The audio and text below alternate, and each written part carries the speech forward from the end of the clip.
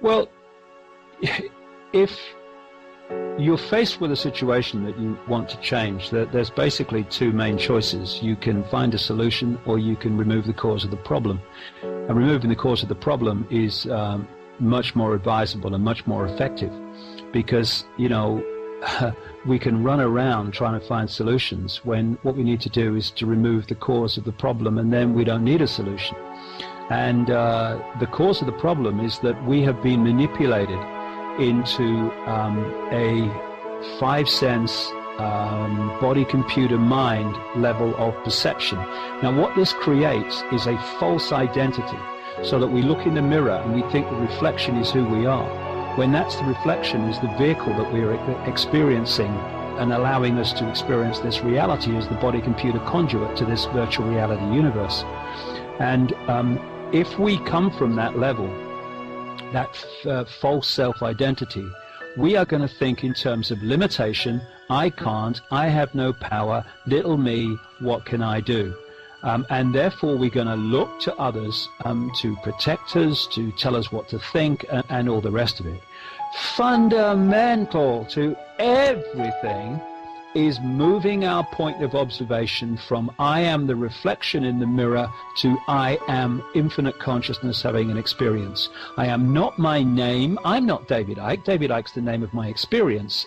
It's not who I am. I am all consciousness. So are you. So is everyone listening to this program. So is everything in all existence. So once you move that point of observation, your life starts to change. You stop thinking in terms of I can't. You stop thinking in terms of limitation. And you stop thinking in terms of fear, because consciousness and awareness of itself has nothing to fear. And one of the things I say to people is, when you're in a situation, ask yourself, what would consciousness do? And would consciousness riot because of something it doesn't like? No. Would consciousness fight a war? No. Would consciousness fear authority and therefore keep its head down and its mouth shut? No. And once you come from consciousness, that's your level of self. That fundamentally changes everything. And then we need to look at taking control of the body computer, with nothing wrong with it. It's a conduit to allow us to experience this reality. Without it, we wouldn't be doing that. What's happened, instead of the body computer mind serving consciousness, it's become the governor of our perception. And for genetically manipulated and other manipulated reasons, that's exactly what it was, the position we were supposed to be in. We are manipulated through overwhelmingly the reptilian brain. So another way that we can remove the cause of the problem is to look at the traits that we get from the reptilian brain. Cold-blooded behavior, having no empathy with the consequences of our actions for other people. So let's reverse that. Let's remove the cause of the problem. So when we start to observe our behavior, when we start to fall into this lack of empathy, and instead of saying when we're faced with choices or situations, what's the right thing to do for me, say, what is the right thing to do here? What is the fair and just thing to do in this situation? By doing that, you are disconnecting yourself from the cold-blooded me level of the reptilian brain's awareness. You are logging off that particular program. The reptilian brain perceives reality through might is right, through acquisition, through more and more. We can reverse that level of reaction response and log off from the influence of the reptilian brain on our behavior. And crucially, in all this, we can stop reacting emotionally through, quote, as scientists say about the reptilian brain and what we get from it, we can stop reacting from primitive emotional responses. Once we do that, instead of reacting out of fear, reacting out of fight or flight to situations that we face, be it a pandemic, a situation in our lives, terrorism, whatever, we calmly take a deep breath, take a step back, and look at it calmly and sensibly before we make a decision on how we're perceiving this situation. By doing that, we are disconnecting ourselves from one, if not the major mechanism of human control, which is to trigger these primitive emotional responses, all of them based on fear and the survival mechanism. Going on from that, consciousness is always has been and always will be. Consciousness doesn't die, just as we don't die, we withdraw from the body computer. That's what we ludicrously call death. It's like, if I'm sitting here when I finish this interview, I'll shut the computer down and I'll go off in the front room. Symbolically, I've died, because my computer has, its life force has been switched off, and me, consciousness, has left the room, has left the reality. So consciousness doesn't die. Consciousness is eternal. Consciousness is all possibility, all knowing. So from that point of view, what do we have to get caught in these survival responses for? We have nothing to survive, because there is no death. And the fear of death and the survival mechanisms manifest in so many ways and trigger control through the reptilian brain. Fear of death is the classic. Oh, doctor, save me. That's why we give power to doctors and the medical profession and the transnational drug cartel. It's because we have this fear of death. Fear of financial problems, fear of losing your job, fear of losing your partner, fear of what people think of you. All these are expressions of the survival mechanism, which allows access to our reality and behavior responses through the reptilian brain. So, again, deep breath. There's nothing to survive. And consciousness, if we access it and flow with it, and I know this from my own personal experience, will always provide what we need. No need to worry about it, no need to panic, no need to, oh my goodness me, what's going to happen? Flow with it and know that what you need will come when you need it.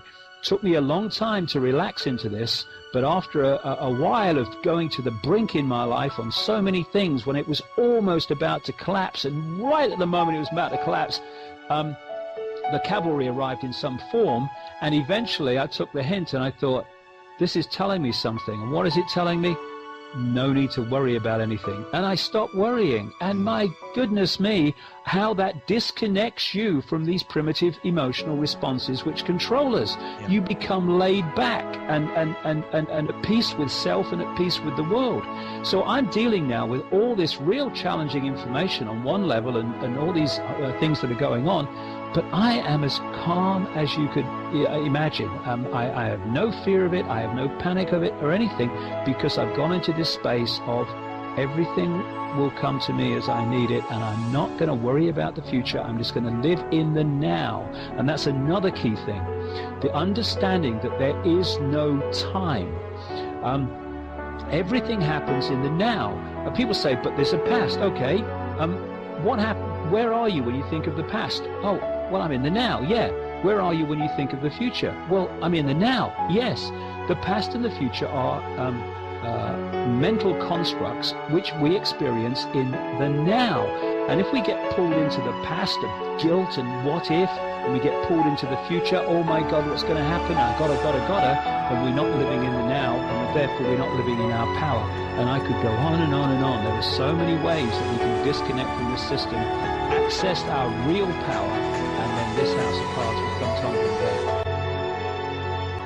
Well, that's what it is. Science has come full circle. Science is always, I mean, our science is good science, but it's always been based on the physical and mechanical.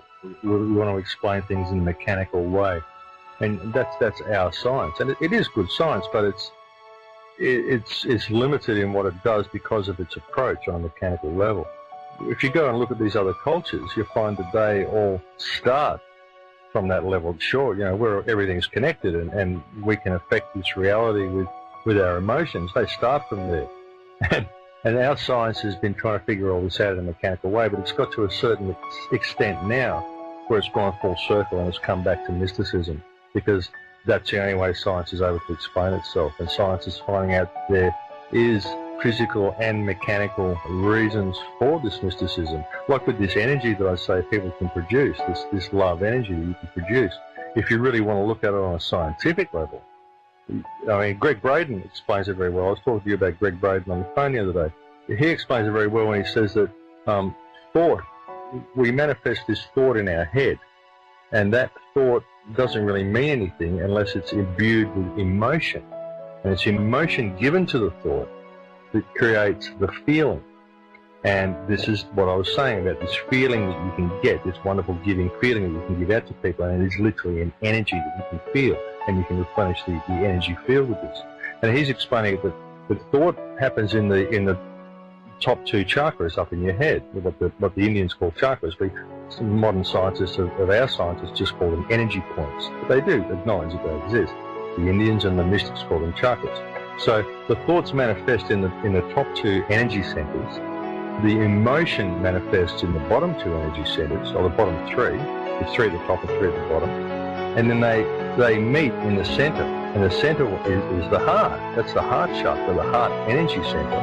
And that's what manifests the feeling. And that leaves your heart as an electrical field. Your heart is literally an electromagnetic generator. And it generates this energy. And it replenishes the field, it replenishes yourself. You can feel it when you do something compassionate, when you do something really good for someone. You can feel this stuff in your body. You get that great feeling. And if you think about it, it's a physical, tangible, electrical field that you've just generated. And it's been generated by your heart. That's what your heart does.